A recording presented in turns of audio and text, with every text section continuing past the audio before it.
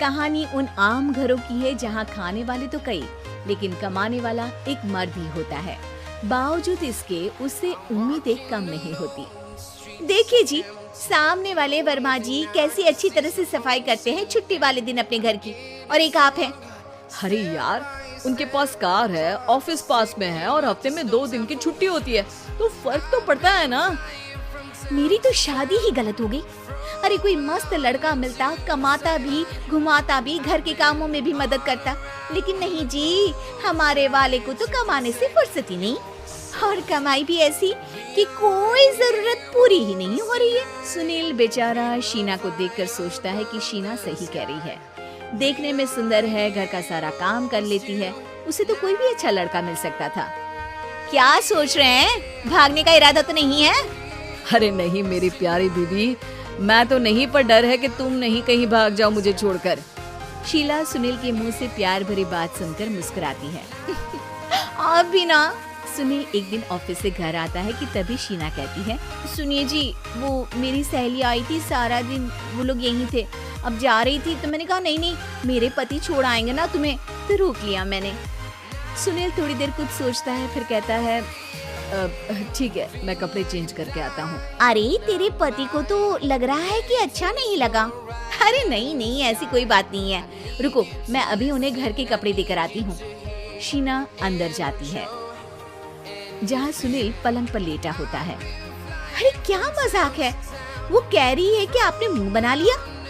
सही तो कह रही है, सुबह से अब ऑफिस से लौटा हूँ, एक कप चाय का तो पूछा नहीं, 20 किलोमीटर जाओ और आओ, और फिर कल उसी टाइम पर ऑफिस। अरे यार, मुझे गाड़ी चलानी आती ना तो बोलती भी नहीं आपको, और कौन सा रिक्शा खींच कर जाना है आपको।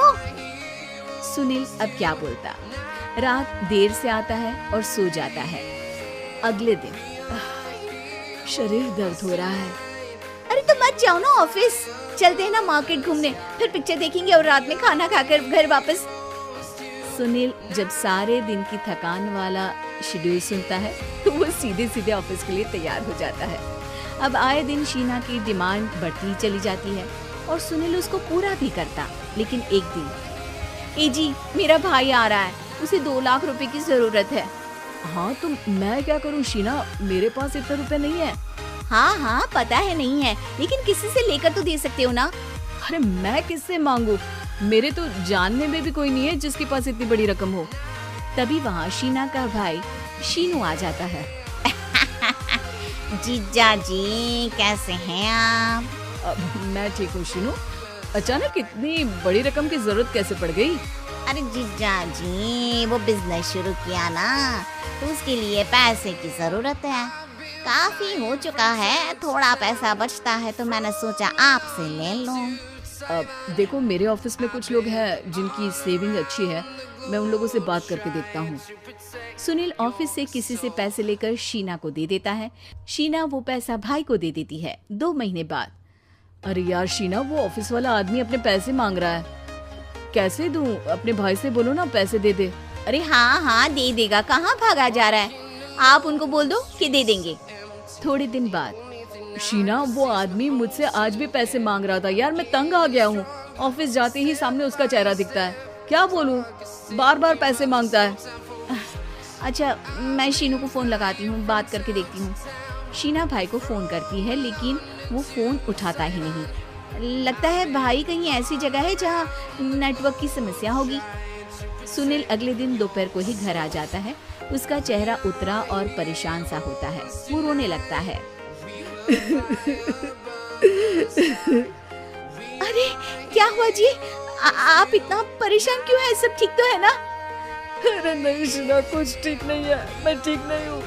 तुम्हारे भाई के लिए मैंने जो पैसे लिए थे, उस आदमी ने आज भरे ऑफिस में सबके सामने मेरी बेइज्जती कर दी। सबके सामने आज मैं कर्जदार बनकर खड़ा था। मैंने हर वो प्रयास किया घर चलाने के लिए जो मैं कर सकता था, लेकिन अब नहीं होगा। वो फिर रोने लगता है। अरे आप तो औरतों की तरह रो रहे हैं, मर्द हैं आप। क्यों, आदमी के सीने में दिल नहीं होता, या फिर वो इंसान नहीं मशीन होता है? अरे मैं थक चुका हूँ शीना, तुम समझती क्यों नहीं? मैं भी शारीरिक और मानसिक रूप से थकता हूँ। मैं भी आराम करना चाहता हूँ, सुकून चाहता हूँ। मैं अब कुछ नहीं कर सकता। कुछ नहीं। वो बैठ जाता है। शीना पति को हैरान परेशान देखकर चुप हो जाती है। अगले दिन, सुनिए, ये लीजिए 2 लाख रुपए, इस आदमी को दे दीजिए और बोल दीजिए कि आज के बाद किसी को पैसे के लिए बेइज्जत ना करे। सुनील पैसे देखकर राहत की सांस लेता है। अरे शीना, तुमने तो मेरा बहुत बड़ा काम कर दिया। अब मैं शान से ऑफिस जा सकता हूँ। लेकिन ये पैसे आए कहाँ से? ये पैसे मैंने अपने गहनों को गिरवी रख कर लिया है। तुम ठीक रहो, निश्चिंत रहो, मैं बस यही चाहती हूँ। मुझे माफ करना, पर अब मैं समझ चुकी हूँ कि मर्द को भी दर्द होता है।